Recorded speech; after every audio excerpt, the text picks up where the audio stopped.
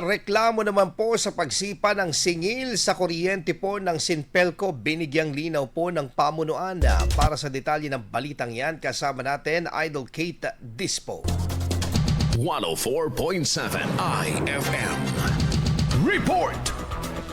Binigyang linaw ng Sinpelco ang pagtaas ng singil sa kuryente ng mga consumer na ayon sa kanila ay dulot ng mataas na demand na supply ng kuryente sa spot market ngayong tag-init, gayon din ang kanilang exposure dito at ng mga nagdaang rotational brownout. Ayon sa kooperatiba, ang pagtaas ng singil ay dulot ng mataas na demand sa supply ng kuryente sa wholesale electricity spot market ngayong tag-init, gayon din na naging epekto ng mga rotational brownout sa kanilang power supply. Sa panayam ng IFM News nagupan sa ilang consumer ng Sinpelco, sinabi nilang nagulat sila sa biglang pagtaas ng kanilang bayarin kahit wala naman umanong pagbabago sa mga appliances na ginagamit sa kanilang tahanan. Dalawang buwan na naiipon dahil wala kami pera kagad. Tataas na naman tapos minsan walang ilaw. Nahirapan yung mga bata. Malaki ang epekto dahil kung hindi na ibili mo ng bigas, hindi.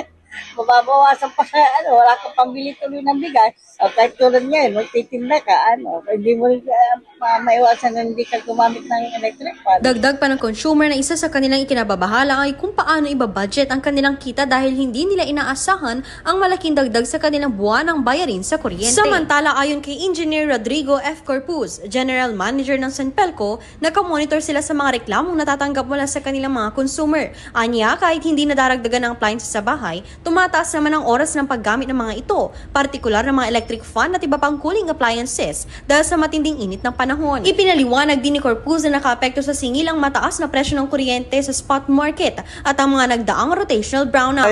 Gusto lang po nating linawin yung issue ng mga concern ng ating mga consumers tungkol sa pagtaas po ng electric bill ngayong buwan ng Hunyo.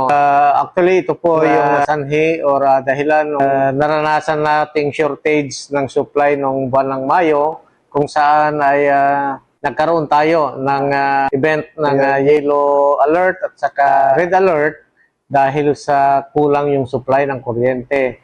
At ito po rin po yung dahilan kung bakit sumipa po or tumaas yung presyo sa spot market.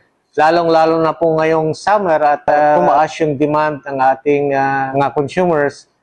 Tumaas din yung exposure natin sa spot market. Dagdag pa niya, kung may pagdududa ang mga consumer sa kanilang electric bill, maaari silang magtungo sa tanggapan ng Sinpelco o makipag-ugnayan sa kanilang opisyal na social media accounts para sa paglinaw bago bayaran ng kanilang bill. Binigyang diin din ni Corpus na wala pa silang natatanggap na opisyal na anunsyo kung kailan tuluyang babalik sa normal ang singil sa kuryente. Gayunman, umaasa silang mararamdaman ng mga consumer ang pagbaba ng singil sa mga susunod na billing period. Kasama mo mula rito sa IFM Dagupan, ako po si Idol Kate Dispo. Tatak, IFM. IFM News. IFM News. IFM News.